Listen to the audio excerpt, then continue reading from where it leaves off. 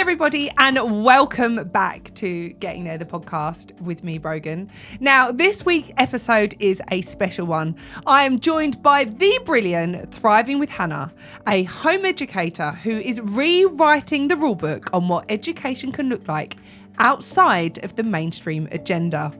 We dive into the raw, unfiltered truth of homeschooling, why she chose to step away from the system, the personal trials and triumphs of doing it solo, and what real, honest, child-led learning actually looks like. This one's for anyone who's questioning the norm, craving something deeper, and is just curious about what happens when you educate with intention. This is not to be missed. Hello, Hannah. How are you? And I'm welcome really to good. Getting There, the podcast. Thank you very much for having me. It's very exciting. I know, we've been trying to get you on for ages. Yeah, and I'm now in my podcast era, I think. Oh, I did exciting. corals last week, and now this one. I absolutely love it. Do you? Did you get nervous? Yeah, I did. I was nervous, yeah, but they were absolutely, they're amazing hosts. They're so good, and Coral was such a good listener. Well, Coral and Natalie, they're both such good listeners. We don't actually know that much about you, but Okay. I love it when this happens, right? I built a really nice community, Hannah, and everyone was sending me your page. They were like, Oh, really? And literally, before I started going even more into anti-system corruption kind of stuff, it was about a year ago, a load of them were saying, and I don't even think your following was as big as it was now. And they were like, you need to speak to this woman. She's so important what she's doing. Gosh. So I feel like we've been dancing in a conversation for a little 100%. while. So I love it when those things happen because I feel like myself and my listeners are so in line with everything. I'm flattered. That is very kind, whoever did that. Well, there's a few of them. But let's strip it back. So mother of three. 3 girls, yeah. Home educator. Yes, of 14 What years. does that mean? It means that my children don't go to school. Never have done? Never have done, never went to nursery, never went to school, never went to play school or anything like that. No. And what was the moment that woke you up for you not to do that conventionally? Because did you go to school? I went to school. I had a super conventional, school life. I went to a good primary school. It was like a local, government run primary school. It was good. I remember being bored a lot of the time, but it was good. And then I went to a girls' grammar school, which obviously is, I don't know if you know what girls' grammar school's like. Pressure, unbelievable pressure, but incredible female role models. The teachers were amazing. Some bad stuff as well, but yeah, it was mixed. So super conventional, So my experience. What then shifted that if you feel like you had a good experience from that to then have these children and decide that that wouldn't be the route? Sure. I think I don't feel like I was ever born to do a typical path, if that makes sense. The whole... I'm pretty sure I'm demand avoidant. Like the idea of being told you're going to do this with your life at this age really doesn't appeal to me at all. There's so much to explore, and I feel like I just wanted to do my own thing. I worked in a behavioural unit for children who'd been excluded from school. They were teenagers. This was before I had kids, so I was really young. I was like 19 or 18 when I got the job. And the approach there was so kind and so respectful and so gentle, and they didn't really use punishments. They used natural consequences. And that for me was a real eye-opener that children, especially really, what you'd see as naughty children, would respond so well and behave so much better when you gave them autonomy, when you actually trusted them. And so that for me was like, oh, wow, this is incredible. And I think that was when I realised this level of attention unfortunately can't be given to children in mainstream, not because teachers don't want to, but because they don't have the resources, the time, and also they are on a predetermined path, the curriculum, they have to do it, they have to deliver it, so that was when I started thinking about it. And then with Esme, I had her pretty soon after. I was 21, and we just decided, right, we will try the sort of nursery age as a tester, like when she was like 3, see how that goes, and we never looked back. So wow, 14 so, years. Touching back on that, what would have been a natural consequence when you were working with those children? What is that to people? So I'll give you an example. So the children, this is going to sound wild probably, the teenagers used to do things like jump out the window, for example. So it was on ground floor, luckily. It was a purpose-built, well, it wasn't purpose-built unit. We used it was a community centre actually, and it was all on one floor. And I remember one day I was teaching. I was actually an unqualified English teacher was my technical role. I was teaching English GCSE. And one of the children decided that they would jump out of the window. The rule was, if you do that and disrupt everyone's learning by doing that, you can't come back in, which sounds like great. Yes. Great. I don't want to be in school, but these kids loved being there. They loved being there. And unfortunately, it was the safest place for them. And so this is why I think people think I'm against all kinds of school and all kinds of, institutionalized education. And I'm not at all, because I do think for many children, unfortunately, that is the best place for them. And these two kids were absolutely examples of that. And so I won't say his name, but he jumped out the window and he was like, and then he realized that he'd, been stupid and now he can't get back in. And he was furious with himself. You could tell he was furious with himself, but I was like, I can't let you back in today. You've got to go home. We'll try again tomorrow. And so that's an example of a natural consequence when, Wow, yeah, it makes sense. Yeah, he really wanted to come back. It was really sad, actually. And did he ever do it again? Not on my watch. I don't know if he did it, once I left, but no. Hi guys, me again. Sorry to interrupt this episode, but I have to tell you about Myco.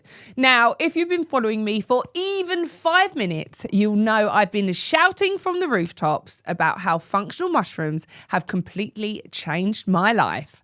Brain fog's gone, my sleep is sorted, anxiety is down, and my energy is up. Now, a lot of you have been asking which mushrooms I use myself, and the answer is Myco's liquid mushroom extracts. All of Myco's extracts are grown in small batches in the UK. They are 100% organic and completely alcohol-free. These are truly the highest quality functional mushrooms available on the market. But guys, don't just take my word for it. Go and try it yourself. Go to mycodrink.com and use code Brogan for 10% off. Thank me later. And so fast forward, you have Esme. Did you try the nursery or not? You just started in... Because my thing is this, Hannah, I don't know where I stand in it all, but for me as like a single mum and maybe a bit of imposter syndrome, I'm like, oh my God, I don't even know where I would start. Yeah, and there would be part of me that we've been so ingrained by the system that, teachers are the pinnacle of the education. I'm stupid, which I'm not, but I'm not capable of delivering something that far excels my intelligence, that fear would probably stop me from moving. And another thing that I really want to talk to you about today is that this is something that I've been looking at exploring myself. But again, bringing it back to being a single mum, I don't have anyone in the vicinity that lives around me or can support me. And I know we're going to go on to your story, but you separated from your husband. Those challenges and navigating that, because the conversations I've had and even speaking with Coral, it seems so community-led. And when you don't have a community, that can seem really unappealing to you. Yeah, totally get that. Yeah. I think there are a lot of challenges with how society is not set up to support home educators at all, because we've been set up to send our kids in at 3, 4, 5. Now it's going even younger too. I've heard some, free childcare for children aged 9 months is sort of being talked about. We're so set up and conditioned to put our kids in that we don't think we're capable of doing it at all. And I do think this is, I'm interested to know if men feel this way, because I feel like women are always told not to trust ourselves. Someone else always knows better. It's usually someone with a title. And as a parent, you don't know best. You don't know your child best. And I would argue that a lot of us know our kids better than anyone. That doesn't mean we're able to then teach the national curriculum all the way through to sixth form. That's kind of mental, unless you're a teacher. Even then, you're not going to be able to teach everything. But the point is not that we don't act like school teachers. The point is that you're facilitating their education. You're finding resources and other ways for them to learn what they need to learn. In the same way that when your child was, 3, 4, if they wanted to start a class, or if it was something you wanted them to do, you'd go and you'd find someone else to help them do that. It might be online, it might be someone local in the community. You'd find a way for them to do it. And so you kind of just do that again, and you keep going forward until they're 18, and then you're kind of done. It sounds quite sporadic. Like well, let's bring it back to, so you start the home ed at 3 years of age. What does that look like? That looks like probably what most people's child at 3 years old looks like. That looks like a lot of playing, singing, a lot of fine motor skills like Play-Doh and playing with rice and flour and all that. A lot of play, letting them play however they want to, meeting up with other children in the community. So the mother and toddler groups, which I always found absolutely horrendous. Painful. Rhyme time. Oh my God. Rhyme time. Meeting up with friends and family, like building those social skills, going to the shops, just normal life. And you just watch your child develop. You watch them grow because you're there, and it doesn't feel like you're educating them, because it just feels like it's what comes naturally. You want them to develop, and you know them, and you know when they're ready for something. In the same way that when you've got a little baby, you notice that their little toes are touching the end of the baby grow and you're like, oh, you're ready for the next size up. Yeah. It's kind of the same. You just get to know your child so well, you can tell when they're ready for the next thing. And so fast forward, Esme's 14 now. So you've obviously gone further on into a curriculum where she needs to read, write, of course, critically think, all of those things. Where does one start with that? Because I'm speaking about Coral here again on the show. We were speaking about something and she said, children aren't really able to obtain information before the age of 7 and we're putting a lot of pressure on our kids pre that. So how did you exert that curriculum onto your kids? Yeah, it's been very, very gradual. So when you say, where do you start? I think a lot of parents are coming from their child's in school and they're thinking, oh my God, I need to replace this as soon as they come out. And I would say you don't need to immediately fill all that in. You just need to kind of let your kid, chill, heal from school. You wouldn't need to jump straight into being a teacher at all. You don't need to do that. With us, obviously, it's been very gradual and we sort of work backwards. So it's been quite natural in that, Esme can already read fluently and she loves reading because that just happened when she was younger. And then she joined some home education groups, which are absolutely amazing. And they decided as a unit that they would then start doing maths functional skills, which is like a basic GCSE, and then they'll do the next level. I think ultimately it's about the fact that she feels to a large degree in control of her own path and of her own learning. And she is very much like me, in terms of picking her own path and not really wanting to, she doesn't want to hear it. If I have something that I want to teach her, she probably doesn't want to hear it. But another time when she's receptive and when she's open and when it's her choice to come into it, then it's, easier to talk about whatever the subject is. But yeah, she's got a fantastic teacher who understands that, all kids are different. They've all got different speeds and abilities and things. And so, yeah, for us, a home education group has been really key in that. And then it's also been about me learning as we go. There's been some times when she's opened her maths book and I've gone like, holy shit. Yeah. Like, what the actual hell am I supposed to do with this? Because even if it's the same stuff as I did at school, they'd learn it in a completely different way. And unfortunately, and this is something that really bugs me, teaching to the test also means teaching to the way they do it at that time. When I was 14, doing it this way was super important. You had to learn it this way. And now they've just gone, oh, actually, no, it's not. It's this because now we've all got calculators in our back pockets. Well, also this. Do you know what I mean? But, you have to, if you want a GCSE, you have to play the game. And so this is kind of, I don't bullshit my kids. I say, I know that this is kind of a little bit of nonsense. You can do that and it doesn't really make sense that you have to show that you can do it in this way. But if you want the GCSE because you want to do this and that, you got to play the game. What is the aim to get them GCSEs?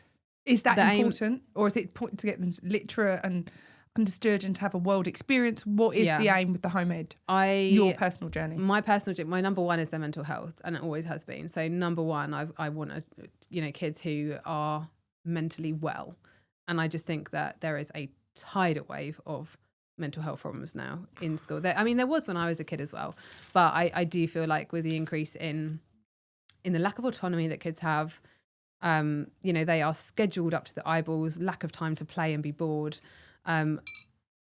increase in social media, and that 100%. So I think there are, for me, it's really important that mental health is number one, but then that they are able to learn. And I'm going to try and explain that better.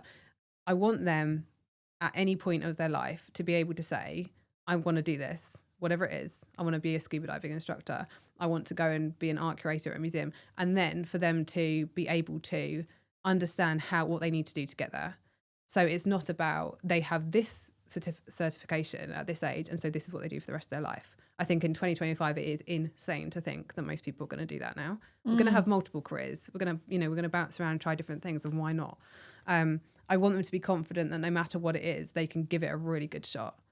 And what about the social part that schools play? Because I remember at school, just like the basic, I suppose you get it from home ed, but standing in line, bullying, nasty comments. I was really bullied a bit when I was younger. I was 11 stone when I was 11, Hannah. I was huge. Babe. Yeah, I know. My mum was an alcoholic, so I would just eat. God. But anyway, not to dwell, but I feel like everyone gets shitty comments at school. I was just speaking to you about my partner who's got an awful lot of children, but there's always Yeah. something going on An with one awful of lot them. of children. A whole load. We have got a You've busload. got- But my point is, and he gets really sensitive, and I'm like, dude, like somebody's going to say something to your daughter or your kid, like that's a way of life. But almost listening to the home ed bubble, perhaps I've got this room, it would feel that they may not have all of these experiences. And don't get me wrong, there were some really nasty, evil points in my life, but perhaps it gives me the balls to do what I do now. Yep. And is there certain social interactions that they couldn't be missing out on because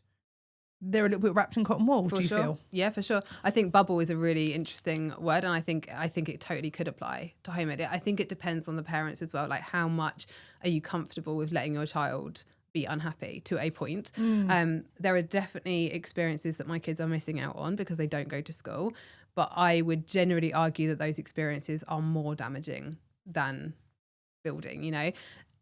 No matter where you go and no matter how much you want to wrap them in cotton wool, there are going to be things that life throws at you that I can't protect them from. I can't make it all better. They have conflicts with their friends, you know, they're kids. Of course they're going to bicker and argue. But I do think that the kind of more, the increased supervision, I suppose, the increased adult presence or present, you know, literally presence, is better for kids than 30 of them and get on with it. And there's very little input. I think that when it gets to the point of someone is being bullied every day in school, dreading going in, getting stomach issues because of it, and this is, you know, people message me all the time with this situation, that is not something I think kids need to go through. It's not to say that you can't learn stuff from that, but I do think that there are ways of learning that without being, you know, bullied to the point of wanting to... Yeah, there's a fine line with everything, isn't it? Of course. The same hot water boils the potato and softens... harden the egg, soften the What does potato. it do? Yeah, It does one of them. 100%. But It does do you something. know I what can't I cook, mean? so- Like a lot of addicts, children of addicts go on to be addicts, or you can become like resilient. 100%. It's such a fine line, 100%. and I think we live in this world where we're looking for this solution that's just very black and white. And even from doing this show, it's like everything is so multifaceted. Like there's so many intricacies in it. But how often? Because obviously, I have this idea of this like home ed, beautiful bubble life. You're all grounding, barefoot, Oh my God, outside no. picking flowers. And I wanted to bring you here today to like tell me the real world of it. But how much are these kids, like, just in your example, mixing with other children? What does a day in home life look like? Oh my gosh. So the honest answer is that a home ed day in the life is going to look different for every single kid, not even just every family. It's going to look different for every child. So my 9-year-old's life looks different to my 14-year-old's life. And I think that depends on so many factors. It depends on, you know, whether the child's been in school before and then been deregistered, or whether the family have done it from the off because of their philosophy. It depends on the resources they've got available, on the parents' work patterns. It just depends on so many things. What I would say is, you said something a minute ago that really... How often they're mixing with other kids? That's it. I was going to say, I think that... one of the benefits of home ed is that they get to socialise in a way that works for them. So for me now, and I don't know if this is because I know myself better now, but I don't want to be around really busy groups of people for a long period of time. I get absolutely exhausted. And I would say that repeatedly being forced to do that is not necessarily good for some kids, especially neurodivergent kids. Like, I think that, you know, it's good that you can choose when to socialise, who you want to socialise with, etc. I think that, I mean, I for my kids, they are at a group Monday, Tuesday, Wednesday and Friday with similar children. Like there's groups of the same kids at these groups. So they are seeing the same children a lot during the week. So they've got quite consistent friendships. That for some home educators, that's not going to be the case at all. You know, if they've come out of school, they haven't managed to click with people, you know, that can be a real problem for people. And I noticed increasingly in the comments, maybe because there's more home educators now, and maybe because, you know, they didn't set out to do it. They've had to deregister. So they didn't set out to do it and know where everyone was and how to access community. I think that, yeah, some people are probably suffering and not accessing the groups that they want. And yeah, 100% this can be a problem. Are you paying for these groups? Yeah. So how do, like, because obviously people lean on the schooling system because it is free and there is so much expected of us now. I know, like, we spoke off air, like, are we meant to answer this in emails, questions, texts? DMs, like, yeah, and especially 100%. as a mother who's sitting there and it's like, I can just about make ends meet. Now I can't afford to go to these classes. What advice can you give to those people? I would say that I have been absolutely broke on my arse home educating and as a single parent. Like when you know, we initially split, it was really hard. Now I'm doing well. And I will honestly say from the bottom of my heart, my kids are no happier now that we've got decent amount of money than when we had nothing. You don't need to do the paid groups. It's very convenient and I love it. And it's so nice for them to be able to do that. And it helps me work because as a single parent. But if you can make your own groups, and they don't need to be paid groups. You could literally meet up at someone's house and you know, print off some stuff or organise something for the kids and do it that way. You can literally be free, or meet up at a national trust or a library. You know, libraries are fantastic free spaces to meet up at. You could talk to the people there and organise stuff. And what I will say is, if you don't have money, you've got to have some audacity. Which is how I think my kids have sort of been sheltered from the fact that we really didn't have anything a lot of the time. You need to be able to ask for stuff, and it's difficult. It's really difficult, but you have to just, you know, go into the library, say, can we have this room once a week for a couple of hours? Just put it out there, and, you know, post on your local Facebook home ed group and see if anyone wants to start something with you, because the likelihood is that people are desperate for more interaction, for more community, for friends, and they might just feel really shy. Can you tell me a little bit about that when you split up with your husband and you said like you broke on your ass? That must have been really challenging, overwhelming. Because I've got one child and I feel like I can't breathe. Let alone three of them in the house with me. How old is he? He's 4. Oh my God, he's tiny. He's a baby. Well, he's not a baby because my sister's had a baby, so now that's the baby. But he's my baby. He's little. Right. He's hilarious. Wow. He runs around in a bow tie and a shirt all the time. No, honestly. Oh, legend. Yeah, he's just like obsessed. He's actually got I hate the words like OCD, but he doesn't like anything dirty. But he's running around in a bow tie and a jumper. Nice. He's a character. Yeah, he's enough to make me want to jump out the window when I'm working. So how do you go through a divorce, have to home ed, and got 3 kids at home, and you're broke on the floor? Like, what's going on? I got stomach issues. I'll tell you that. Like, it doesn't come without a cost. And the cost was probably my health, honestly. Like the toll that took was unbelievable. I ended up in hospital a couple of times with stomach issues, and they suspected endometriosis. We never got the operation, so I don't know. But there was one time I couldn't walk. I don't know if that was a manifestation of the stress of it. But what I had a difficult, some elements of my upbringing are really, really difficult as well. And I honestly feel, and this is something that you just mentioned when we were talking about bullying, is that because the stuff I went through was so horrendous, there's nothing now that's going to bother me that much. You know, yes, it did stress me out, but it doesn't come out. I will internalize it, which probably isn't that healthy, but that's how I've done it, basically. So how have you managed to work while doing this? So social media, basically. I had marketing clients before. I was building that up, and that was always online because I did blogging like probably. So what was your job? Oh, like I don't even know how to describe it. Blogging, online social media stuff for people. I started a blog when Esme was a baby, so she was 14. Okay. And an Instagram and a YouTube. So we went backpacking. Oh my God, on like a ridiculously shoestring budget when they were like 6, 5, and 2. I mean, like seriously. Like skanky hostels. Looking back, I'm like, what were we thinking? How did I survive? We did that, So I blogged around there, and that when blogging was big, when you could write an article and it wouldn't get swallowed up by Google in 2 seconds with an AI, So I did that. I wrote for different magazines, like ghostwriting. I just hustled. But what happened was basically I think it was around the same time or just after I separated from their dad, I started my TikTok account. And that's really what has led to all the opportunities I've got now. So it's been amazing. And I just started talking about home ed and really enjoying making these videos and building this community. And now I've got Instagram, and, these opportunities are amazing. What kind of content were you putting out on the TikTok that was gaining all this traction? It was just like, I remember the first video that, got me tens of thousands of followers or something, or at least 10,000. And it was why I home educate. And I was sitting in my pajamas in a Tesco car park in my old shit car that kept breaking down. And every time it rained, the sound would go off water. It was so bad. But I just was sitting there, and someone had asked me in a comment, and I replied to the comment, and I just said, well, here are all the reasons that I home educate. And I just listed them off. And what were they? Oh, my life. Back then, I mean, there's more reasons now, but back then it was like the fact that the national curriculum doesn't leave room for a huge amount of individuality. Teachers are under incredible amounts of pressure, and I don't feel that's fair on them. Like, I literally just don't feel the system's fair on teachers at all. If we had if I had 30 kids, if I'd given birth to 30 kids, no one would think I was looking after them properly. So I don't know why we expect teachers to be able to do it. Other reasons, standardized testing is not fair. It's not right, and it is not fair on children. It's not an accurate measurement of how intelligent or capable they are. Because if you know everything and you can say everything, but you can't write it down under pressure, your whole future potentially, if you're going along with the idea that GCSEs predict your future, it crumbles just because of the format of the test. Yeah, it's mad.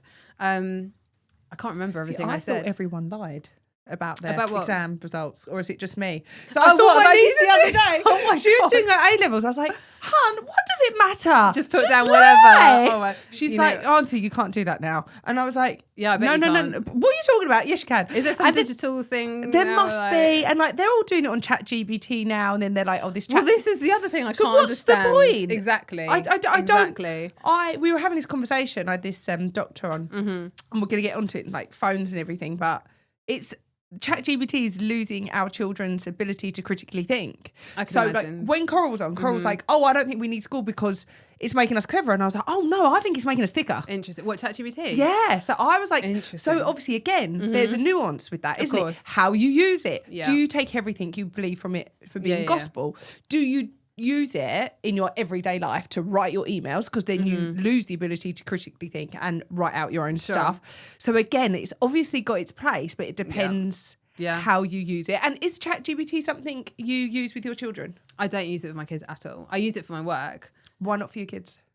I've never found a reason to use it. Like, I mean, I've seen video. I saw a video which was quite funny today, and I actually saved it. I thought it was really interesting. And it said, "Tell me what you use ChatGPT for your parenting." And I'm dying now. I can't remember any of the answers at all. We'll get it out after. It was things like if your kid is really, really picky eater, put in the ingredients that they'll eat, and then it will come up with like meals that stuff like that. But for my kids, we just haven't found a reason to use it. And No. what do you use it for? With your kids or with your child? No, I don't use it for my child. Okay. I'm very strict around the Are you? iPhone, iPads, anything. Also, like he thinks I'm mad. But I'm like, we're electrocuting ourselves. We're like constantly, like I walk around with children with the phones in their hand, on the headsets. Like even from a physical point of view, I'm like, that amount of electricity going through us, around us, Wi-Fi is just not any good. Sure. And for years before like the radiation was a thing, I was like, we're all electrocuting ourselves. And I would spend too long at my computer and I'd be like, my brain hurts, something. Yeah. And I get that. after speaking to Dr. Sanjeev as well, like we were talking about the side effects that too long in tech is doing. Interesting. And speaking to him, so his episode's out today. Oh my God, Hannah, it's going to blow your mind. Really? So he was the guy that started the Screendemic, and one of the people, he's got an OBE that is in charge of passing the law through Parliament that's saying under 16 shouldn't be allowed social media. Right. So we were presenting this case, and he was saying like, forget the fact that it is ruining children's self-esteem because you and I, Hannah, are old enough to know that someone posts their, highlights. And that's their highlights. Like behind that, there is an argument, there is a crying 100%. baby. 100%. It's bullshit. Yeah. Whereas kids now are living in this duality where they cannot understand between what's real and what's they've not. grown up with it. So I was always apprehensive with that. And I remember I was like the last one of my friends to have a baby. So like 10 years ago, my mate was giving her, and I'm not judging her because I always think you don't know what you don't know, right? Sure. Like a 1-year-old, an iPad, and it was like this, yeah? Okay. It's like Peppa Pig. And I remember reading this article and I went home and it was on like the Times at the time. And people don't think I researched it, but I just get, like I said, a hyper fucking focus. Don't know why I was so intrigued because I wasn't a parent. And this article went on to say that the children's brains are like completely like sponges and they cannot understand what is real and what's not. Okay. So especially at a year's age, like they don't know that Peppa Pig's not real. And then it made me question, so if you've been brought up in this duality of believing this online world is real, then you can't coexist in them both because for me, they're both so polarizing because you don't get used to shit. So like my biggest thing when my journey of getting there was like, understanding that shit's gonna happen. And I know that sounds so stupid, but even when I started this, I was like, well, this isn't meant to happen. This isn't meant to look like that. Everything's just meant to go like that. Okay. Which is why we've got the jolted Got bolt. it. I like it. But I'm like, shit's meant to happen, but in life, kids don't understand that. Yeah. They're like, oh, and I talk about this quite a lot. Like, we've got Billy in the next room whose balls haven't dropped. He's like 16 and he's sending like £10,000 of crypto every day. And the kids are like, oh my God, isn't that amazing? And they believe all of this. Okay. Like we were talking about on the Andrew Tate stuff, this, that. Yeah. People believing everything that they see. And this comparison, like watching their day zero is like someone's, 5 years in. Mm-hmm. I feel that children have no concept of time, and I'm even accountable for that. So me and Dr. Sanjeev were talking about it, and it's called like the Amazon era. It's like if I order something on Amazon, my son's like, "Where is it, Mum? Where is it?" We have this instant expectation. Yeah, for sure. And like just what you were saying there, Hannah, like you really started your blog like 14 years ago. And everyone's like, oh my God, hasn't she just popped up? Isn't she amazing? Oh my God. The number of times I have said, and so this is something I will say social media does my head in for. I have said so many times, my overnight success took 13 years. It took, and it took 14 years. It took all of that time of not giving up and all of the Google updates when my blog got trashed, hundreds of articles, and suddenly Google doesn't update and now no one can see my blog, or my Instagram gets hacked, or whatever it is, or someone posts about me in a group of hundreds of thousands of people and trashes me on there. Like, I have stuck through this job essentially through all of that, and I'm not surprised that people, they go, fuck this is actually really hard in multiple ways, and then they quit. I'm not surprised, because we are now only seeing, and this is something that I find irritating with both TikTok and Instagram, the videos are short, and the way that you get views means that you cannot tell the whole story, and you have got to use a hook and all the rest of it. And so it frustrates me, and this is one of the reasons I'm so happy to be doing podcasts now with you and Coral. You can actually have a proper conversation and you can talk about the nuances of it. Yeah. Whereas on social media, it is very hard to do it. I've tried to do it, but if I do it in 2 different videos, someone might see one video and not see another. And so I've had people say to me, oh, why don't you ever talk about how you work online, or how you manage your home? And I'm like, I talk about that all the time, but they've never seen those videos because the algorithm doesn't want it. So it's interesting. 100%. My friend, I don't know if you know the clothing brand, she's known as Never Fully Dressed. Yeah, okay. She's amazing, yeah. So she actually ended up being a guest on my show, and we've ended up becoming really friends. Nice. But she was talking about, so she got really big in lockdown. Like, I mean, she's got like over 2 million, I think they've got maybe 3 million followers together, like for a clothing brand, huge. And everyone's like, oh my God, you've just popped up. She worked on market stalls. She used to be there unpacking market stalls like 4:30, 5 in the morning. She said, it would be December. My hands would be so cold, I couldn't move them. And everyone's like, haven't you done well this year? She's like, no one saw that whole slog. And she was talking about, she's got obviously younger employees, and they were coming to her after a year and like, I should really be this role. I should be higher. And she was saying, we have no concept of time. Like when you would have got promotion in the real world, 5 years. You really have to earn that. You have to hone your craft. You have to be able to go up. But we live in a time where everything seems so instant. Yeah. And I think, like you're saying, that time frame, someone's like, oh, I can do a blog like Hannah. I home educate.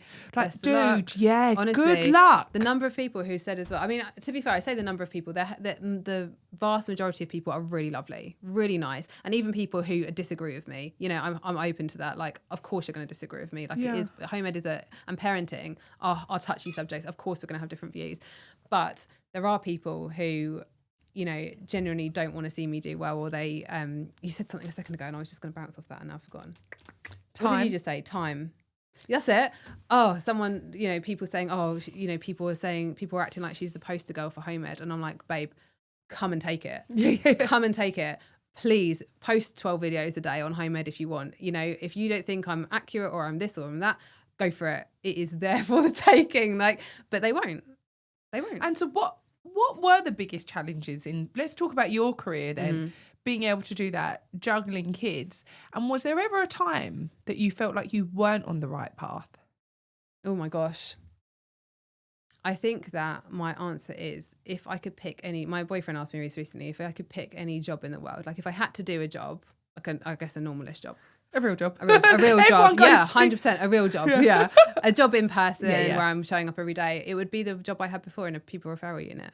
I just loved it so much. And so... Which actually isn't too dissimilar though, is it? Because you're educating small groups in a home capacity. Exactly. The closest I can get. My number one priority is home educating my children. That is it. That is it. And anything else that comes and means I can't do that is not happening. So whether that means I have to work a job that I don't particularly like, or whether, whatever that means, that's happening for as long as they want that.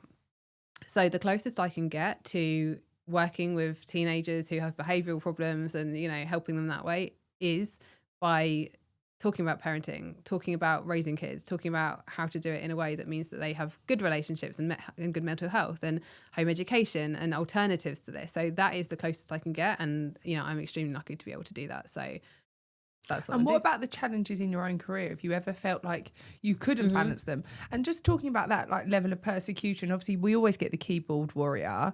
Has that ever made you question yourself, or are you kind of resilient with that stuff? Because I think putting yourself out there in an online space, like I know for me, is really intimidating. But I sit behind people a lot of the time, right? Yeah. But so to come out and give something, your sacred story that's so intimate about you and your children, how you choose to raise them, must be hard to bounce off those darts, if you like, when they come at you. It can be. I think weirdly, I was absolutely fine until I did a series called Christmas on a Budget.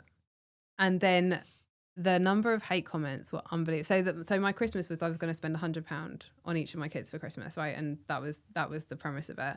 And then I shared it on TikTok, and oh my God, it was so polarizing. So I had some really horrible comments, and I remember crying that first Christmas that I did it. Those comments did end up. What?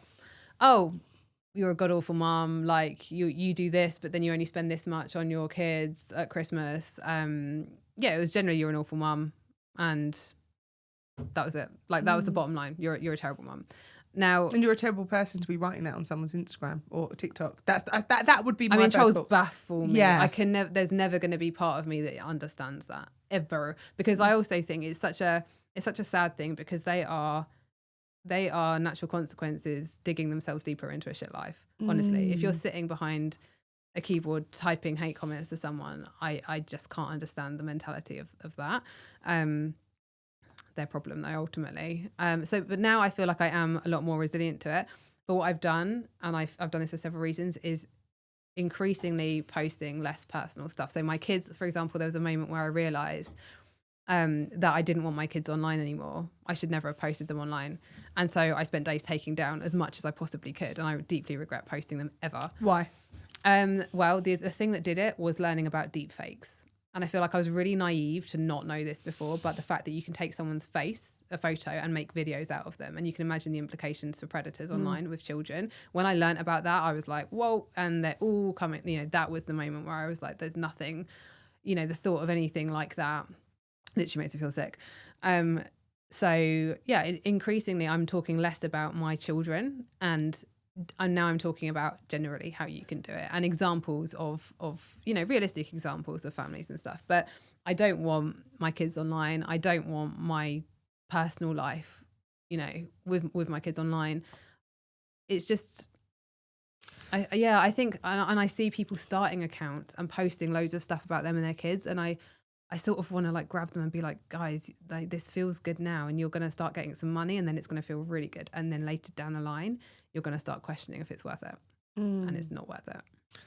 So you, with that knowledge and having a 14-year-old girl, because I don't know why, maybe I always feel like girls are a little bit more vulnerable than boys, especially on social media. Like we do praise women for their appearance, and that's what worries me. Like when I was talking to my niece, like, oh, she's so beautiful. That, like, what about she's kind, she's honest, she's showing up. The qualities that really make us who we are never applauded anymore, and especially even more on social media.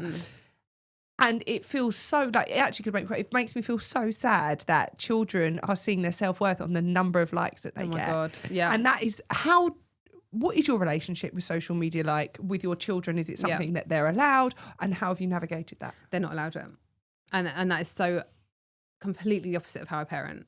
Most things they are allowed to, we're unschoolers, they relatively sort their own, bedtimes and stuff out, as in I don't have a strict bedtime for them. I've never had a strict bedtime. Oh, we're getting on to this. Yeah, okay, good. Food, I'm very relaxed about food. It's your body, your choice, again, within reason. I'm not super extreme. This is why, like, we've had documentaries try and like be like, oh, can we film you for an unschooler thing? And they've done one bit, or like talk to me more, and they're like, oh, you're not extreme enough, you're too boring, we're too normal. Yeah. But generally they have a lot of autonomy over their own lives. When it comes to social media, I do feel it's different, because with things like food, like sugar, or screens to a point, as long as it's not on social media, or I don't know, I'm trying to think of other examples, bedtimes maybe. You haven't got people and algorithms working actively to hijack it. People who are so much smarter than them and so much smarter than me are actively working to stop them coming off social media. So speaking to Dr. Sanjeev, as part of my research, I came to understand that the gaming apps for children and the social media apps for children use the same psychological techniques as they do for all of the stuff in Vegas, for all of the gaming stuff from Vegas. They use the same psychological techniques to hook you within under 2 seconds. I'm not surprised. So I'm not surprised that now everyone's running about and they're like, oh my God, I've got ADHD. Because for me, growing up, ADHD was a sign. I hate using the word because I think it's overused, but it was a sign of trauma when you were unable to sit with yourself, chaotic thoughts. And now we've got this generation of kids that are like, I've got ADHD. Blah, blah, blah. But what they are now being programmed, not by their circumstances or environment, but by what's in their hand. Sure. So TikTok is making you have less than a 3-second attention span. So the side effect of that is that kids' neurons are firing differently. They've got a shorter attention span. They're not sleeping as well because they've got their phones literally with them in their rooms until they go to sleep. So it seems like we've got a generation that have the symptoms of ADHD, but it's actually, and this episode is so interesting, Hannah, you've got to listen to it, but it's actually all being triggered through mobile devices. So it's because it's firing our brains in the same way, and it's giving these kids the same difficulties. That is interesting. I would say, you know, the ADHD conversation is really, really tricky to have. I think, like, if I had a child who had been diagnosed with ADHD and they had all these struggles, and no matter what you did, they still had those struggles, I would find it really, really hard to hear, you know, it's because of the screens or whatever. As a parent, I'd find that really hard. So I do think it's a very sensitive one. Like, I do want to be aware of that. I'm really interested that I would pass all the criteria for ADHD. And I don't know, you probably would as well. Yeah, okay. No, you're walking postcode, but I refuse to use the term. Because it's not neurodiverse anymore anyway. It's neuronormal as far as I'm concerned.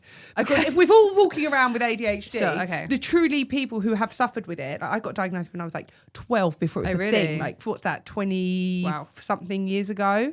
I don't. So before it was a thing, but what was happening, I was living in an environment that was dangerous with an alcoholic mother, with no stable caregiver. I didn't know if I'd go home from school and the house would be on fire or not, or if I'd be fed. Like, basically, so my ability to cope was to disassociate, which means, like, incessant thoughts. I'd be at school, Hannah, and they'd be like, they used to have to make me sit on my hands. There'd be 7 of us in a class. I was never allowed to touch a Bunsen burner, and everyone was like, oh, Brogan's a really naughty kid.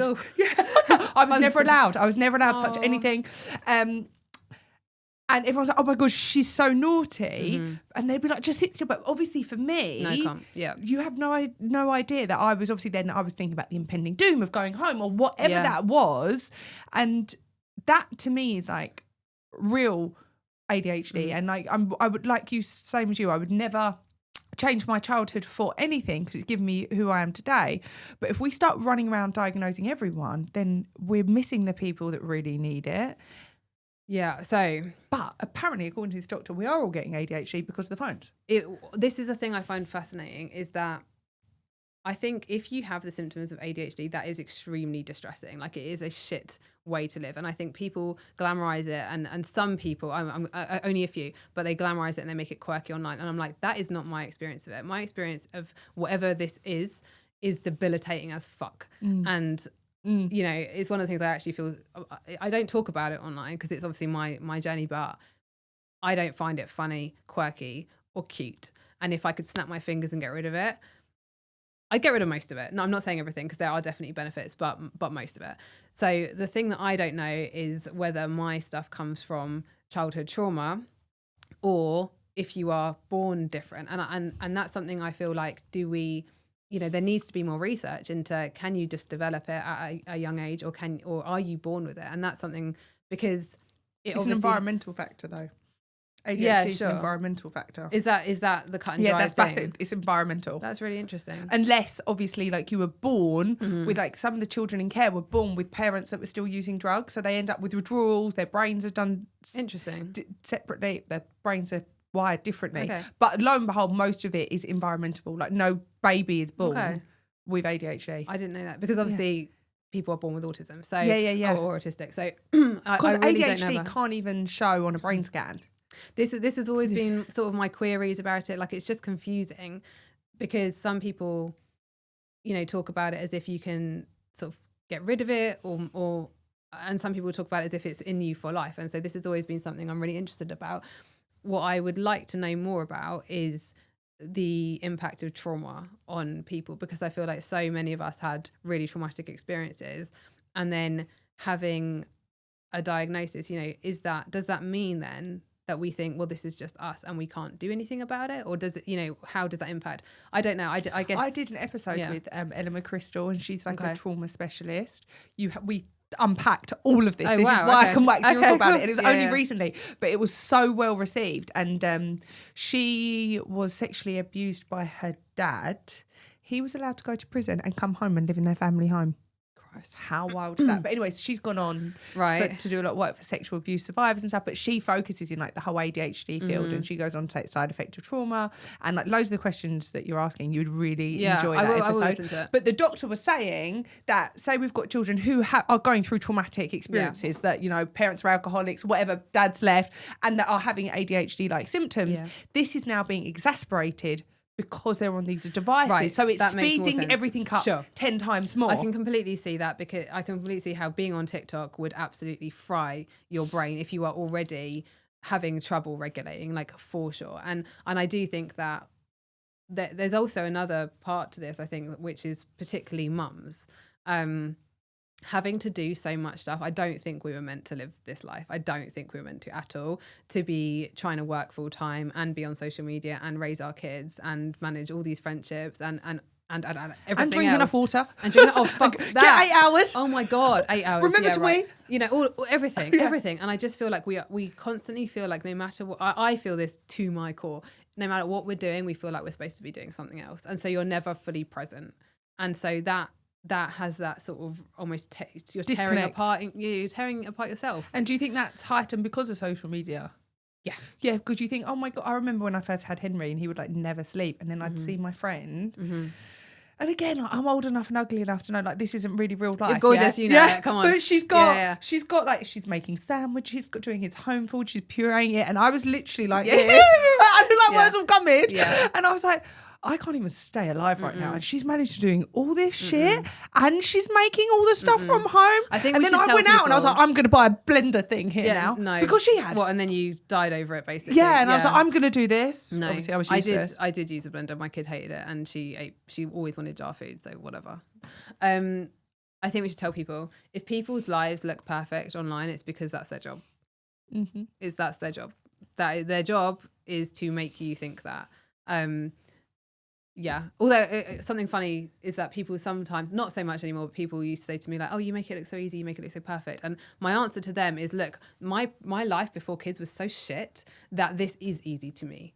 I would rather do this any day than go, you know, than do my childhood and teenage years again. So, you know, be grateful that if this is difficult for you, like, good. If this is the most difficult thing you've done, cool.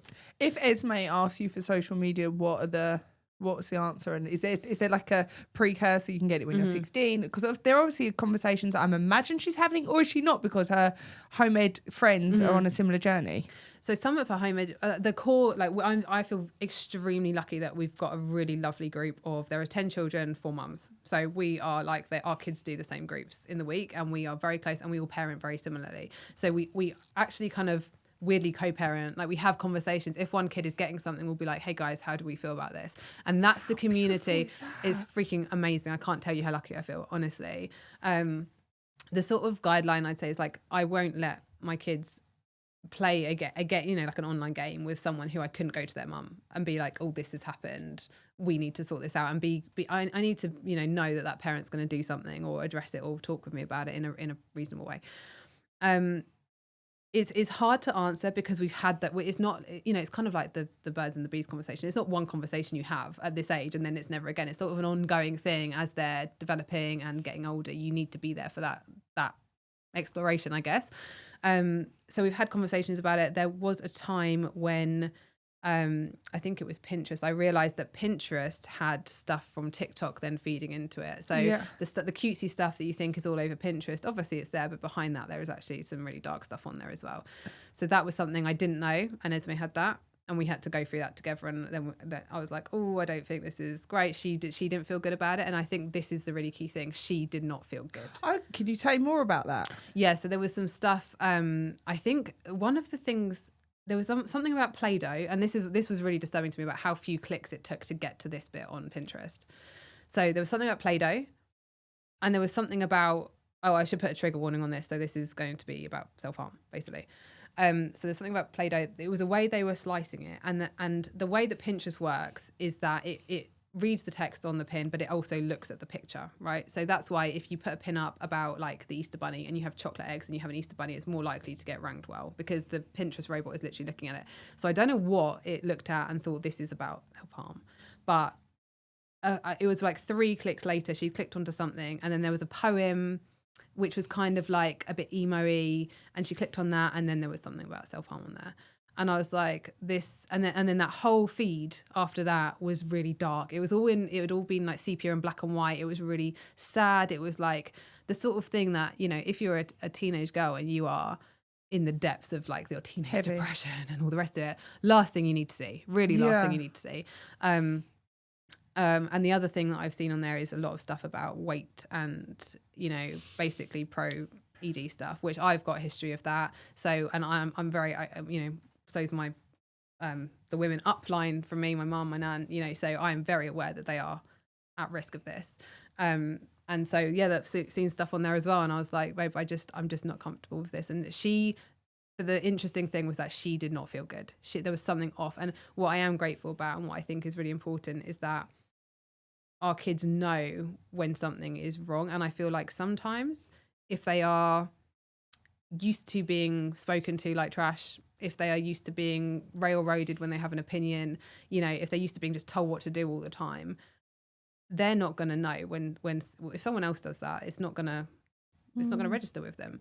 I feel like we need to be raising our kids so that sets off a red flag to them. Do you think because they're being so unprogrammed that they're much closer to their intuition? Without sounding like a complete wanker, yes. I do, like, as in, because we're programmed from the minute we wake up. We're programmed. Oh, 100%. Not so much like from our devices, like how we should think, how we should act, who we should vote for. If you vote for them, then you're a bad person. If you do this, and then the kids got told to school, don't do this, don't do that. So, and because they're being told these things, it overrides the intuition of like, actually, I might want to do that. And do you think? Yeah, maybe you've just created a really beautiful space where your kids just trust in what feels, whereas kids trust in what they're told. I really hope so. And that's why I've been so chill about bedtime, food, you know, screens to a point. Like, I feel like I want them to know what's right for them, and what is right for them is going to be different. So it's less about what I want and more about what I think is, you know, what they want as they get older. Yeah, I can tell from the way they dress that they're not programmed. I'll tell you that. Like they dress different. You know, they don't care about the trends, I guess. Trends is interesting as well. That's something I've really noticed, is that it just doesn't pick up. They're not in the playground. You know, they'll sort of have an inkling, because obviously some of the groups they go to, there are other kids who, they're home ed, but they might have social media, and that's cool. Like, so that it's not like they're completely cut off from this stuff, but it's just not their norm. It's not their day to day. Well, let's bring it back to then. So you're home editing with no routine, really? No, we have a routine, a rhythm, I guess. But it's more over a week than a day. So I think because of school, we're used to like having the same routine every day, Monday to Friday, and then the weekend.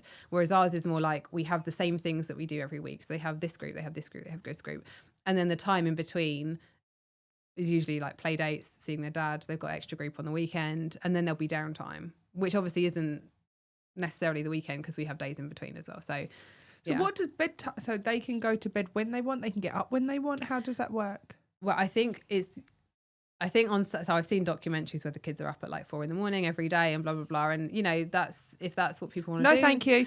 Yes, I'm home editing for not that reason. I know. Yeah, you know, some kids that's cool. I guess as they get to teenage years as well, they sleep pattern shifts and stuff. But for me personally, especially with little kids and especially doing it as a single parent, that was never going to work. that was not, I couldn't have, for safety reasons. I remember thinking like, if I was far, I wouldn't know where my little kid was in the night. Like it just didn't make sense. Yeah. And I just don't feel you should do something as a parent if it doesn't make sense to you.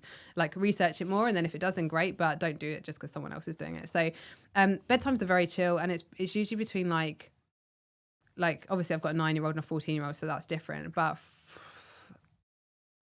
8 to 10, in between those times it's sort of winding down. And they'll just be like, I'm off now, mum. They usually is like a natural, I guess because we've done it for so long, it's like a natural thing where like we'll have dinner, and then they usually call their friends, actually, is what they do now. They'll be on a massive group call. So anywhere in the house I walk in the evening. And my boyfriend says that. He's like, he says he's got his son there, and he'll Yeah. come in. And I said, what are they doing? He said, they're all just in their bedrooms messing about. Yeah. And no one's even really talking. Yeah, they're just all on a great... They're just together. I was Yeah. like, what? Yeah. This is wild. Yeah, I guess it's like... It's The new thing, the new hanging out, Yeah. the new playing on the 'Cause streets. like I said, these 10 kids, they love each other so much. They just want to be together all the time. And so they'll be like... Yesterday, I came in and my 12-year-old has got out my... I've got like younger toys, but only for kids that come over, really, like younger kids that come over, like play food. And my 12-year-old's got play food out, and she's been doing something with her friend on a screen. And she's like, I was making, my friend's, and I was like, okay, like they just do stuff, or they'll craft together, or they'll just and do what Lego. if they all have an argument? Have they had an argument between the 10 of them? Because that's got to be heartbreaking. Not really, honestly, not really, definitely not between all of them. Yeah. They've had individual little things where there was one time when someone was over and one of my kids came in crying, and so did this little girl, and it was absolutely heartbreaking because these two are like the best of friends, and they were both obviously really upset. But this is what I mean about the mum is my really close friend, and we were just sort of really upset for both of them. It's not like, oh my god, my kid, I have to protect my kid, and your kid's obviously done something wrong. It was like, I was like, shall we just do that and like talk to each other? And then me and her had a chat, and then we were like, do you want to do this? And then they came together and chatted. All of this stuff obviously is not realistic for everyone because people simply don't have the time to do this. We're very lucky. But yeah, we just generally just chat it out. And we also assume positive intent on the other person. Like we assume that they're kids, they're going to make mistakes, and they're not nasty. They're just learning, and sometimes people are going to say silly things, and like no one's perfect. Like I've had to buy flowers for mums and stuff for their kids to say sorry because one of my kids has said something silly. It's life though. It's life, and I just think you can't shy away from it. No, and so you spoke about your own personal experiences around food and like body dysmorphia. So with that knowledge and power, how have you tried your best to make sure that doesn't influence your children? And what is your relationship around food with kids? Obviously, it seems like you've got a lot of freedom. Yeah, a lot of freedom. I think I don't ever talk about my body in a negative way ever.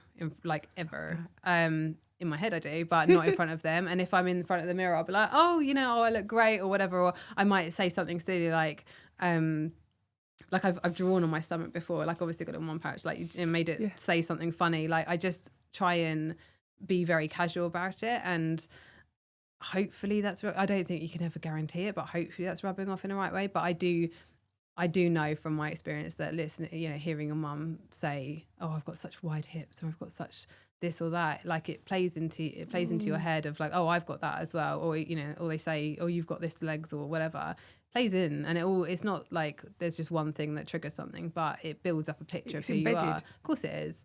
And then you replicate that, and so that's very, very difficult it's really, really hard to unlearn that. And I think what I don't want is my kids when they're older to still be having the same struggles that I guess I do now. Like I just have to control it really as much as I can. But for them, it's very much like I want them to be free with food. I want them to be healthy. I want them to be happy.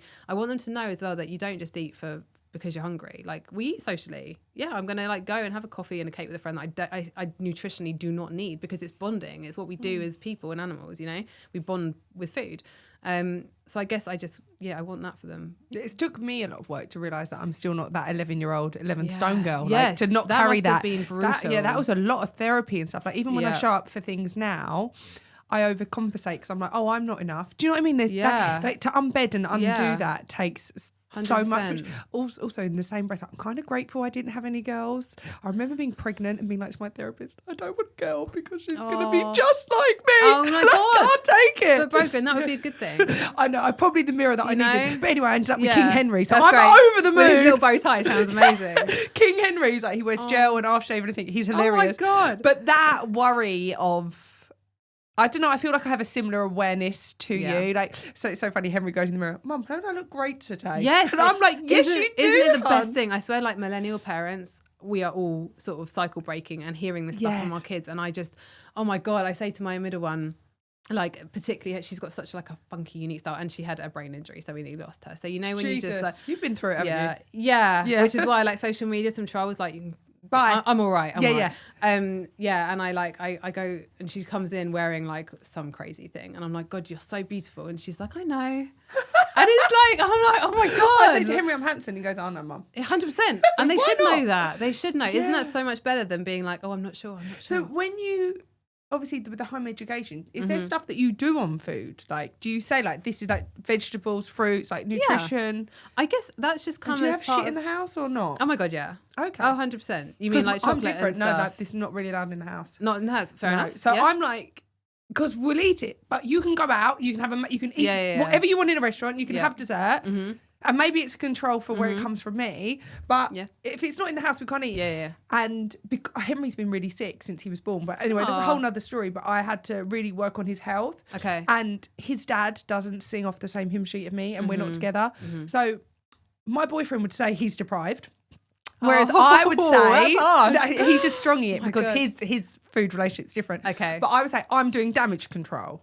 So Sure. I'm like, he's Yeah. here Monday to Friday. Everything is not processed. It's made in this Got it, house. got it. If he goes out after school, he can have a sorbet, he can have his thing, have a Sure. little bit of chocolate now and, And he- again. what, he goes to and then dad's and when then he goes it's to his dad, something different. I know I got no chance. Like, he's like, Mum, I had biscuits, I had a chocolate croissant for breakfast, Sure. I had this, and I have to go like this. And then every so often I send a really long text. Yeah, like, Oh my God. Yeah. You just got to say it. because get he's out. forgetting now that he can tell he's had a chocolate croissant for breakfast.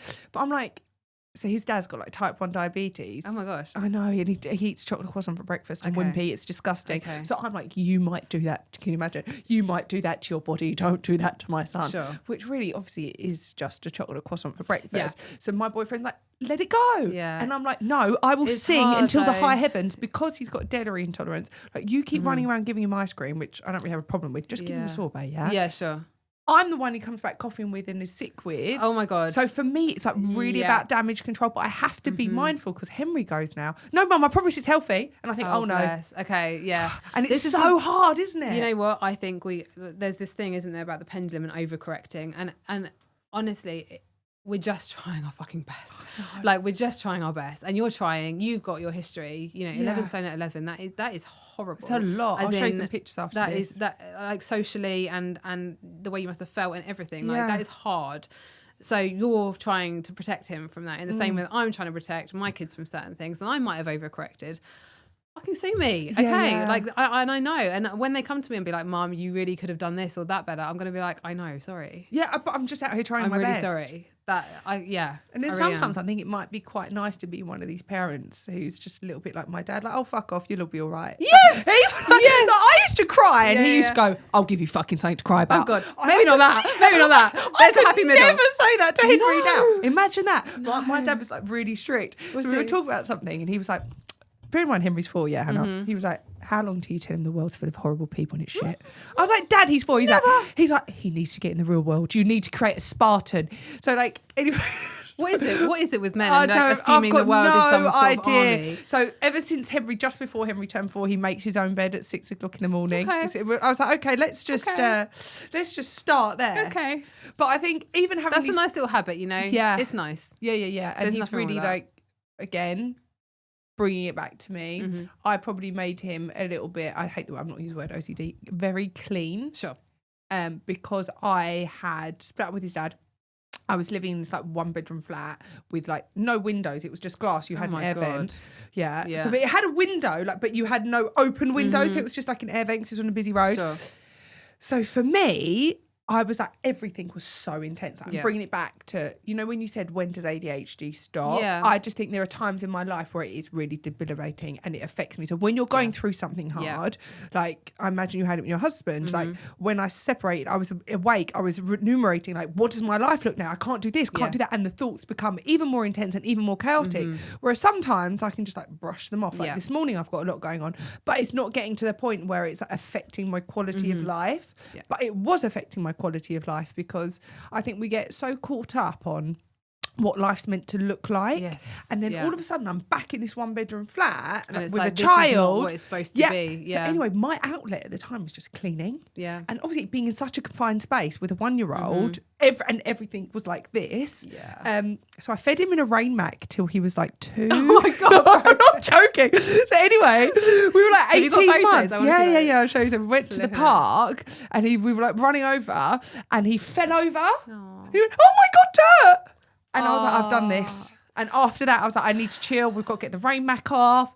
I mean, don't get me wrong, I still carried with the rain mac. Yeah, if he goes to dinner now in Portugal, you will see this gorgeous picture of my son in his outfit before he goes out. Before he gets fed, I literally strip him at the dinner table because I'm like, you are not getting food. But that's also like me respecting the clothes because I'm like, it's going to be messy. Yeah. And he will be stripped down at the dinner table. He's probably freezing his jits off. And I just put a big bib around him. Wow. But it's hilarious because I don't know what's grown and evolved him into this bow tie and the smartness. So he's like, I really want to be smart. So we had pajama day, which I'm really pleased with myself. It's the first thing that I never forgot. Because I didn't know. It's on a group. You won't know this, but they apparently send you notifications on a chat, on a group, on an app. And I'm like for nursery? Yeah, for nursery. Okay. And I turned up 2 years in a row and it was pajama day. And I was like, honestly, I was gutted. I was like, and I remember then like not losing my temper, but saying to them, guys, like, what happened to the days when you'd send even an email or write or send me a letter? It's an app that apparently you have to check for updates. Okay. Like, I don't even know what I'm doing for breakfast half the time. I haven't got time to check an app for updates. So this was the first year that I knew it was pajama day, So I knew he wouldn't want to go in conventional pajamas. So he ended up with these really smart pajamas with his initials on it. And I put them on it and he was like, literally, I don't want to wear them, Mum. They're not smart. Please let me. When he wanted this velvet suit, he looked like he would have worked in Butlins with a bow tie. And I said to him, and interestingly, it's about this autonomy, but Henry, everyone else is going to be in their pajamas. Are you not going to feel? I didn't put it on him. I was like, how are you going to feel? You don't want them to feel suddenly left out, Mum, they all look stupid. Yeah. I want to wear the suit. So he literally, and then it was World Book Day. So he loves The Greatest Showman again because of the bow tie and the top hat. So I bought him this outfit and I put it out to iron. And he said, Mum, I really want to wear it today. I said, you can't. Tomorrow, it's Thursday. I said, let Mummy iron it. And then anyway, I've gone into work for a call and he's left for school and I thought someone was taking him. I thought, that's odd. He's not said bye. And then I get an email from the school saying, we've just received The Greatest Showman. So he's put it in a backpack or like put it on, snuck out the house so I've not seen him. So bear in mind, he's the only person in this school. I'm going to show you a picture of it. He's got a full top hat on. He's got a stick, oh my God. What's it called? A ringmaster suit and a bow tie the whole time. So the school sent me a picture. They're like, just so you know, Miss Garrett Smith, it's not till tomorrow. And I was like, no, that was his fault. So he went back the following day in the same outfit. But when I picked him up, he was like all smug with himself. And again, it goes back to the autonomy of like not really caring. So I think that's something that I have to, for sure, be happy with. Like the more he wants to go into school and look different, I'm like, that's cool. That's okay. It just assert your autonomy. And I wish as well that we focus. I see comments like, they'll get bullied, and I just think, if they look different or whatever. And I'm like, I'd rather coach my kids on how to deal with that stuff. And it's not, obviously you can't prevent everything, but I do want them to know that if someone says a snarky comment at them, that does not mean that they change their behaviour. That is that person's problem. What is the biggest challenge you've come across in parenting, full stop then? Oh my God. What do you wish you'd known back? Esme, you were 21? I was 21 when I had So the day you came home with Esme, if you could talk to yourself in that room then, what do you wish you'd known? I'd say get out and be single. Honestly, I would say that. Apart from the fact that I wouldn't then have my other two. But I would say do it on your own. And did you find that? I'm assuming your ex-husband's on your kind of wavelength when it comes to homeschooling, or homeschooling? Yeah, he's never given me any issues about homeschooling. I mean, he doesn't do home education. As in, like, I'm the one that organises their day-to-day life and I facilitate it. So it's, he wouldn't really have a leg to stand on if he did. He's never given me any issues. It was a joint decision. And yeah, I think he likes the fact that, he can be like, I'm doing this shift on a Wednesday. Can I see them on Wednesday? And that's fine because they're home ed. If they were in school with homework and all the extracurricular clubs, it would be much more difficult to have those ad hoc times. But for the women who are going through what you and I have been through, like splitting up, do you think home ed is actually possible while they're trying to work and stuff? I think that if you think something is possible and you aim for it, you're more likely to get there than if you assume it's not. I'm not saying it's possible for everyone, but in my experience, you know, I just think that there's not much point in thinking can't and just sitting there. I really don't. I think it's you're so much more likely to get closer to your goal if you give it a really good go and look into all of your options.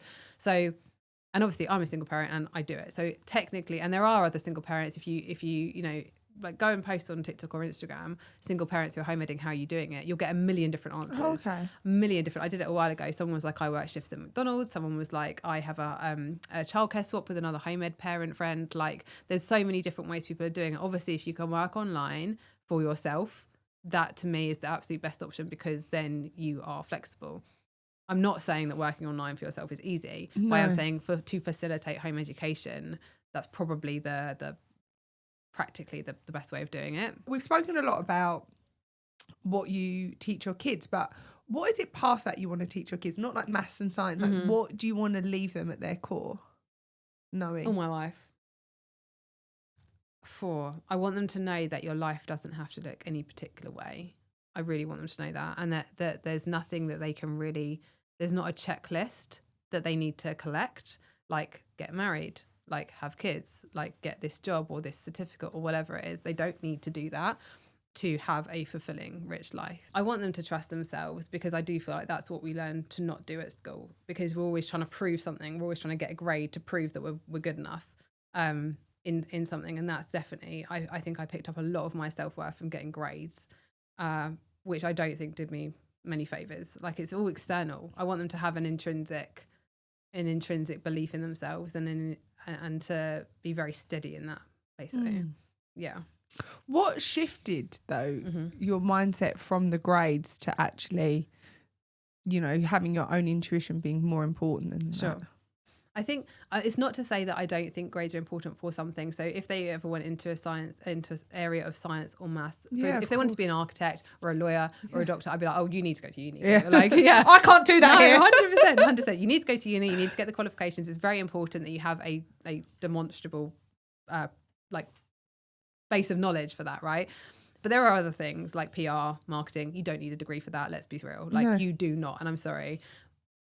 You just don't. And I just think you need half a degree for most stuff. Well, I'm just there is obviously a financial incentive, and whenever there's a financial incentive, I'm looking at it going like, do you really need that? Like you obviously don't need a degree for certain things, so why are they still offering degrees and stuff? Like you'd be better off just getting in as an intern or, you know, getting a low level job and working your way up. Because obviously you grew up with that programmed in you that grades were important. Really was there important. a moment when you thought, no, they're not? Okay. So the moment. There were several moments. One was when I had Esme and I realised like I'm not going to get a normal job right now, like unless it's like super, super low pay. I can't afford childcare. I just couldn't see how my life was going to work in the conventional way because, I couldn't afford childcare. And what was I going to get? I had no qualifications. I didn't have a degree. I started doing a degree with Open University. I got half a degree and then my funding got cut, so I couldn't finish that. It was all like... You know, I just thought I can't do this normally. So I started working online. I started, you know, my Instagram account. I started like doing freelance blogging for people, like ghost blogging. And there was this moment where I decided that, and this is where audacity I just think comes into play and just thinking, I'm just going to give it a go. I decided I wanted to be a travel journalist because I love travel and I love writing. So I was thinking like, there's so many travel journalists who obviously, you know, got master's degrees in journalism, but there was this family travel magazine and I wrote into them and I'd written an article about somewhere we'd been and I sent it to them and I said, look, would you mind just putting this on your website, like just publish it for free? And they were like, oh, we can't pay you. I was like, for free? Don't just take it and put it up. And they put it up and I felt really proud and I was like, oh, they published me on their website. And I sent another one. I sent a few and then I said, can you just put one in print? Because they had a print version of this magazine as well. It was a really good magazine and they did. And I was like, this is awesome. This is really cool. I think they paid me like 60 or 80 quid for that. I think that was it. I remember being like really excited that I'd like been in print. And so you start to build up this like little mental CV of like, oh, I've got them there and now I'm in print and this is cool. And then I kept just sending them free stuff. The editor must have thought I was absolutely mental. Like, why is this girl just sending me random stuff? And then I got an email one day and she said, we've got a position. We need 10 articles a month. Can you do it? And it's paid. And I was like, oh my God, I'd got a job. from nothing. And Wow. you know, and now I was sort of a travel journalist like that, and then I got sent on press trips, like amazing press trips, really amazing, in Switzerland, Greece, like really cool. And I did it, and I was a travel journalist, and I why? think that's part of life is just really trying. Yeah. And I think, and that's another thing that worries me about with the generation now. It's like when you get a no, they're like, oh, but I tried for the job, they said no. And it's like, no, you need to knock on like 10 to 20 doors. No. Don't stop No. knocking. Yeah, the no. I mean, in like, you know, social, personal situations, no means no. But in work, no way. A no just means like, oh, you got to ask again, got to try again, a different approach, like give it some time and try again. It just doesn't mean no. So what is your career like now then? It's mixed. Yeah. So obviously I've got TikTok and there's multiple things on there. So there are brand deals, but I don't do like a ton of them. There's TikTok Shop. There's a lot of freelance marketing. So I will go and consult for brands and say like, you need to do this with your social media channels. Which I really like. It's cool. Like obviously lots of different industries. And do you do any resources on the home ed stuff, or is it just something you talk about openly? Yeah, I've got a course I've put that out in like 2023 and it's been updated a couple of times. So it's called Reimagine, and it's I call it like the home ed starter kit, but it's not a starter kit in terms of like worksheets for your kid. It's more like this is what you need to know and understand to be confident to home educate. So it's a digital course. It's a couple of videos and then some PDF files. It's got activities in. So it's things like, you know, if you've deregistered your child, and a lot of children when they deregister, they kind of have weird sleep patterns and they don't want to socialize, or they don't want to do any schoolwork. Like withdraw a bit. Yeah, they have this weird, like very specific list of almost symptoms that they go through. So there's some activities in there to help with that, and also build up the parents' confidence, because I think that's one of the most important things. And also just heal your relationship with the child, because a lot of the times when there's been this bumpy bit in school, the child has really suffered basically, and so is the parent, and sometimes they can be like, you left me in school and it was awful, and there's been this battle to get them to school even though you don't want to as a parent. That can be really, really difficult, and so it's just about helping you navigate especially that first bit of deregistration. That's really important. And learning how to also teach in a way that doesn't look like school teaching. You know, how do you introduce subjects and topics and resources in a cool way where your kid's actually going to be like, oh, this is cool, I want to do this, rather than like, that is so boring. So it's about getting into that vibe and actually enjoying it. And what are the main issues that you would say that with the schooling system? And if you could make one change in the traditional mainstream schooling system, what would it be? All my life. I would get rid of punishment. Yeah. So people often think I talk about academics all the time. I don't. It's more about relationship between the adult and the child. So there's been so many studies on punishments and how they just don't work. They just don't work. Like our prison system is over half reoffenders. So if it worked, they wouldn't be back in, you know? And in children, it's been studied, and it shows that if you punish a child, it doesn't stop them thinking that behaviour's okay. It just prevents them doing it in the same context. So for example, if you punish a kid for hitting their sibling, they're going to get sneakier. They're not thinking, I don't ever want to hit them anymore, but they're thinking, how do I avoid the punishments? They get focused on, how do I avoid the bad thing happening to me? Whereas if you talk to a child, and this is why I think it's not going to happen in the school system, because teachers don't have time to do it. Yeah. You need to talk, you need to understand why that behaviour is happening. You need to educate them on the impact that the consequences of their actions, show them that the child's upset, crying. Kids don't want to be bad. I don't think they want to act out. I think that they just are expressing generally that they're upset, that they're pissed off, that they're not being heard, and the rest of it. And so and that was the approach that was used in the behaviour unit where I worked, and that was so powerful, because these kids were literally criminal, you know. Wow. Yeah, some of them were waiting for court dates. It was unbelievable, and they were so much nicer when they were spoken to with respect and with kindness. And yeah.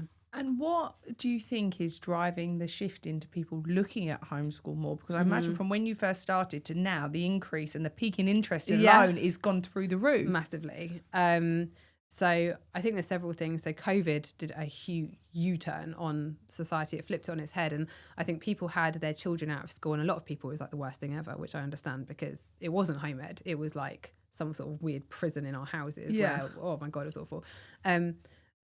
But some people were like, my kid is really happy. And if they're happier during a global pandemic where they can't go out, and see their friends than at school, that really says something about schools and their experience at school. So I think people realised, hang on, school's not good for my child. I think that happened. I think more people are realising that their kids are neurodiverse and that the school system is absolutely not set up for those kids at all. I think that people are thinking, fuck this. Cost of living crisis, miserable stuff, politics going absolutely insane. Like, I feel people are like, this is all a bunch of bullshit and I don't want to play. I'm not playing this game anymore, I'm out. And so they're upping, they're leaving, they're unplugging from the system. They're just not playing that game anymore. And as you know, the show's called Getting There, where I feel like we all chase this island or this destination of some kind. For me, I thought, oh my God, I'm going to get there when I have my son. I'm going to get there when I do this. And then you get there and you're like, oh God, there's another bit. There's another hill. Yeah. Where are you heading? Where's your there? I think about this all the time. And I love that. I do, because I always think, God, Hannah, can you just fucking relax? Like, can you just relax? Like, your kids are healthy. You don't have really any serious worries. Like, why can I not completely relax? And I just genuinely think that when you're a parent, it's so hard to do that because they're never done, are they? No. It's like your heart walking around outside your body. I've got 3 of them. And I'm like, oh my God, at any time. Like, I'm just constantly on high alert. Yeah, for sure. So I'm not sure I'm a good person to ask. I don't think I'll ever relax. But getting there, I think I would love it if my kids were... If I could see that my children could make good choices for themselves, no matter what, like even in the scary moments, like let's say they marry someone and that's not good. If I can see that they can undo that and that they're happy to walk away and that they are willing to be like, oh, I made a mistake, I'm going to rectify that, then I will be happy. Like accountability. Yeah, like accountability, being authentic, being true to themselves. Yeah.